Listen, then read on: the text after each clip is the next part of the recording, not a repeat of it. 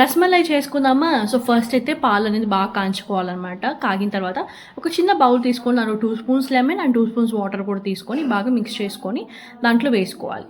So మీరు ఈ ప్లేస్లో వెనిగర్ ఉంటే కూడా వేసుకోవచ్చు. సో ఇలా మనము పాలు అనేది బాగా ఇలా విరుగుతుందనమాట. సో ఈ టైంలో ఇంకా కొంచెం వాటర్ వేసుకొని బాగా మిక్స్ చేసుకోవాలి. కొంచెం క్లాత్ తీసుకొని దాంట్లో మనం ఏదైతే కాంచి పెట్టుకున్నామో ఆ విరిగిన పాలను వేసుకొని బాగా వాటర్ అంతా వచ్చేలాగా పెట్టేయాలి. సో అలా 40 to 50 మినిట్స్ వరకు పక్కన పెట్టుకోవాలన్నమాట. సో మనకి చాలా సాఫ్ట్గా ఇలా తయారవుతుంది. ఈ వచ్చిన దాన్ని మనము ఇలా షుగర్ సిరప్ కాగబెట్టుకొని సో ఇలా మనము మలాయి లాగా రెడీ చేసుకోవాలి. సో ఈ రెడీ చేసుకున్న మలాయిని షుగర్ సిరప్ బాగా కాగిన తర్వాత దాంట్లో వేసుకోవాలన్నమాట. చిన్న చిన్న సైజులో తీసుకుంటే అది బాగా కాగిన తర్వాత దాంట్లో 15 మినిట్స్ ఉడికిన తర్వాత మనకి సైజ్ అనేది కొంచెం పెద్దగా అవుతుంది. సో చూస్తున్నారు కదా, సో సైజ్ అనేది మనకి చాలా బాగా పెద్దగా అయిందనమాట.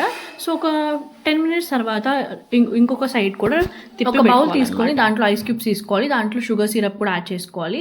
సో మనం ఏదైతే యాడ్ చేసుకుని మలాయిని కూడా దాంట్లో పెడితే ఒక సాఫ్ట్గా తయారవుతుంది.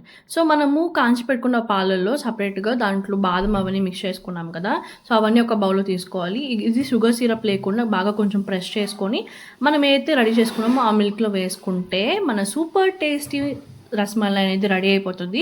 టేస్ట్ అయితే చాలా అంటే చాలా బాగుంది. మీరు కూడా తప్పకుండా ట్రై చేయండి.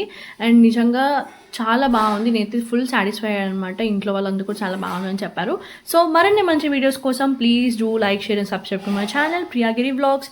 Thank you so much.